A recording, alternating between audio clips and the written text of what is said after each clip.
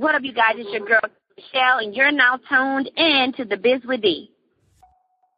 What's going on, everybody? Thank you for now tuning into The Biz with D. And right now we got the beautiful K. Michelle, and she's back with us to talk about her new album and Love It in Hip Hop. I mean, woo!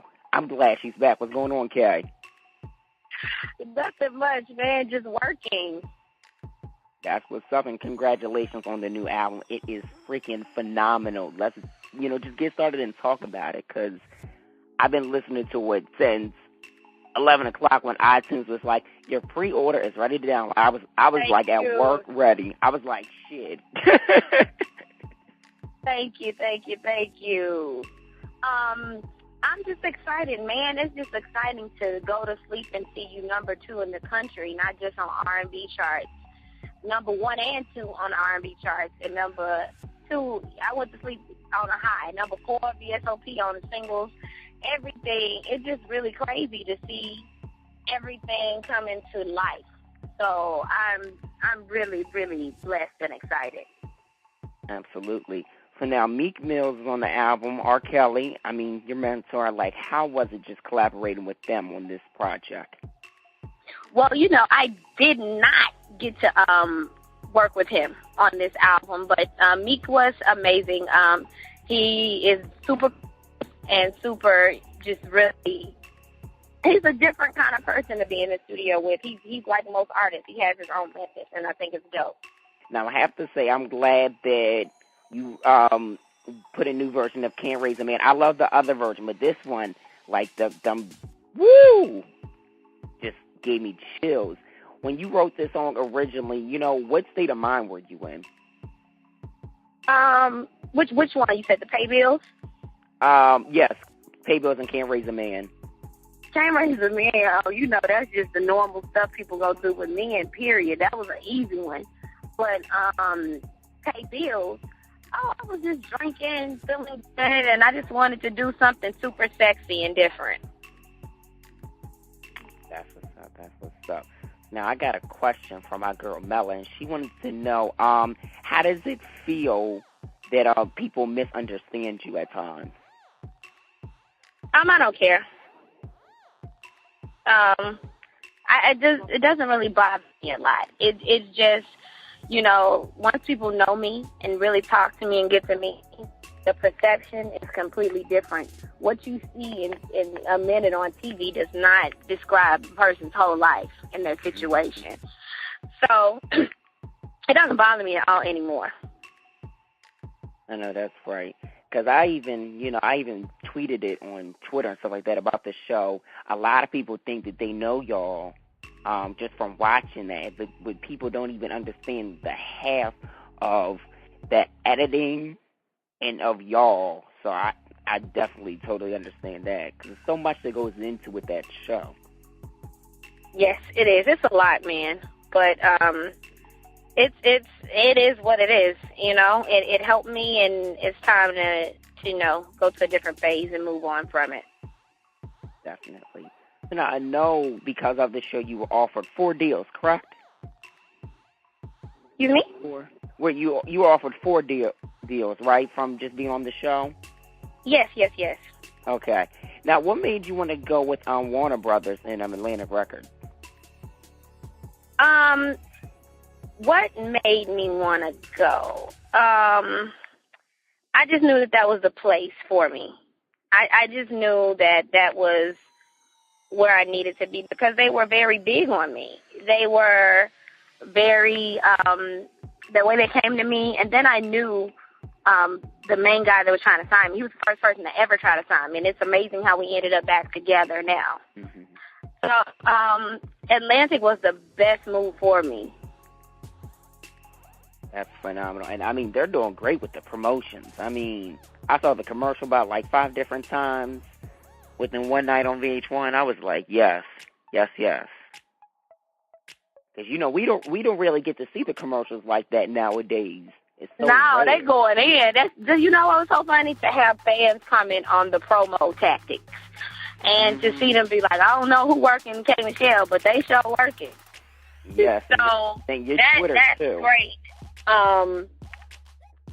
To see that when I was on a label who didn't work nothing. Right. That's very true, and that's a good thing. So now, let's talk about the show a little bit, because this season you were so honest about what, as usual, but you had something to say about everybody and everything. And I gotta say, you know what? I can't blame you for it. I can't say anything about the Mimi situation because I don't know Nico, but he just seems like something ain't right? Genuine. And I'm shut up. Something ain't right. Johnson's in there. Something's just not right about his character, and I don't think that he's the best fit for her. You know what? I wish her the best. If she thinks he is. Whatever makes Mimi Hot Pocket jump off, I'm for it. Hallelujah, Jesus, Magna Cum Laude, whatever this song called. I don't. And speaking of Hot Pocket, your Hot Pocket is good now. Yes, honey, it's working. Hot Pocket is working. That is phenomenal. How do you feel about being in this new relationship? This new relationship has its ups and downs. One day it's a relationship, one day it's not. I don't know. But either way, he's chocolate. And he has big arms. That's what's most important. Most definitely. And he's an athlete, too. Ew, yes, girl. He's an athlete for those who don't know, so we ain't going to say who it is. They got to go look through Instagram, because it's not that hard once they go back a couple posts, so. Yeah, man. They'll see. That's definitely what's up. So now you're done with Love and Hip Hop Atlanta, and you're going to do going to New York, but you're also going to be doing your own show, but you're going on tour. Do you know how in the hell you're going to do that? Like how they're going to work your schedule? Because that's busy. I'm trying to get you to Philly. I don't know. For a show, when I tell you I don't know, it's difficult. I haven't been able to record Love and Hip Hop now. They trying to record me in the car right now. Wow. I don't know. But the focus is the music. You're supposed to touch the people with the music. So we're just going to have to balance it. Mm-hmm. I mean, how busy has your schedule been, like, since, the show and now to this point, would you say? It's been busy, but it's been a blessing. I could be at home not working. Right. And it definitely is a blessing, because, I mean, you've gone from being independent to a major label to independent to a major label. Like, just knowing that you have really progressed with your career and the success is really taking off, like, overall, what's your feeling towards it? I'm blessed. I can't do anything. I'm so, I just thank God every 2 minutes. I'm just blessed, man. So I got another question. This question comes from Jamia, and she wanted to know what has been, the hardest struggle about the music industry for you? Just breaking down the barriers of stereotypes of what a stereotypical artist should be. I think that has been the hardest thing for me. Definitely. And she also wanted to know, since you and Rashida have mended and stuff like that with the relationship, would you guys ever do a collaboration possibly? No. I mean, I'm not mad at Rashida, but our music just doesn't match. Right. Is it because she got the shorty low flow? Is that why? Oh, I don't know. I wish you the best, though.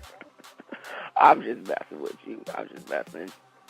That's definitely what's up. So now, I got to ask you about VSOP, because every time I hear that song, it puts you in a very special kind of mood. What inspires that record? Because that's a hot track. Just what we go through. Everybody goes through a time. It doesn't matter how much money, how good you look. We all have insecurities, and a lot of people want to act like they don't. And I just wanted to focus on the fact that I am human, and I do have my insecurities some days. That's true. And speaking of insecurities, I don't like me. Definitely, kind of coincides with that idea of, having sex with somebody and it being just for that. Have you gone through that before? Yeah, I definitely have, a lot. And how would you say that's like, how would you say you overcome that, I guess? my question is. Just realize. Prayer and realizing how important, you are, and God doesn't make a mistake on your worth. Mm-hmm. Yeah, and that's a huge thing, because some people don't understand, when they just meet somebody, some people get it love and lust confused so easily nowadays, especially with these young people, that are having these children and stuff like that. They don't even understand that it's just lust. Well, it is, and we can act like it's not the truth, but it is. Mhm. And what is your take on that for the most part, would you say? I feel like it starts at the home. I feel like that. I feel like it starts at the home, and I feel like it just starts with us not, making people feel some type of way because they may not look like the stereotypical person or, whatever. Definitely. And I agree with that. And I try to tell people, just through our regular day conversations, it starts with the home. We can't blame, R&B music or hip-hop music. It's just the industry. We don't have nothing to do with what's going on in your home and what you choose to do. And, yeah, we can't raise your kids for you, basically. Mm-hmm.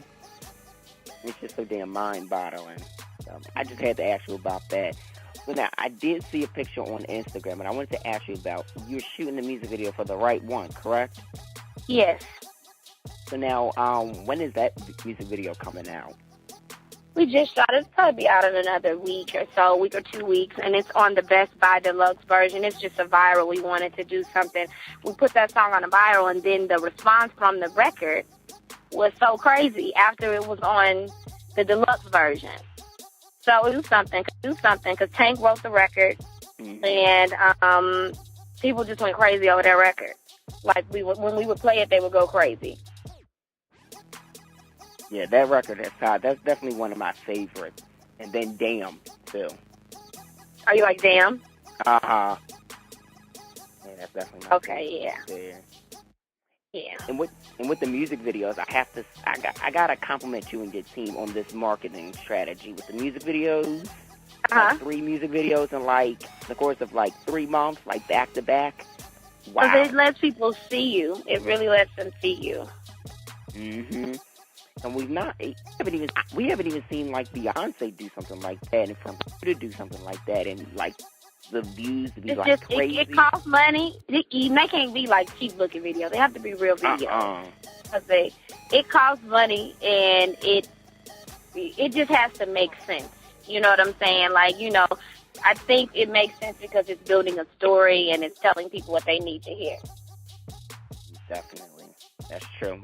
And the music has to be a story, and so do the videos in the perspective. So, one thing that you want everybody to take away from this album, what's that you have to say?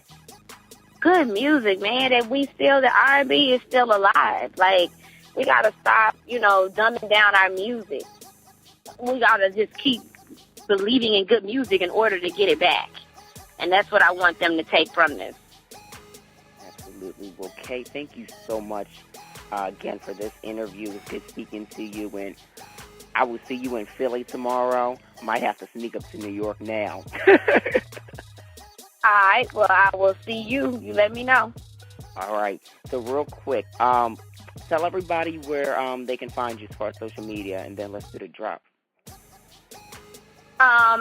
You can find K Michelle. I'm coming. We're coming. K Michelle Music.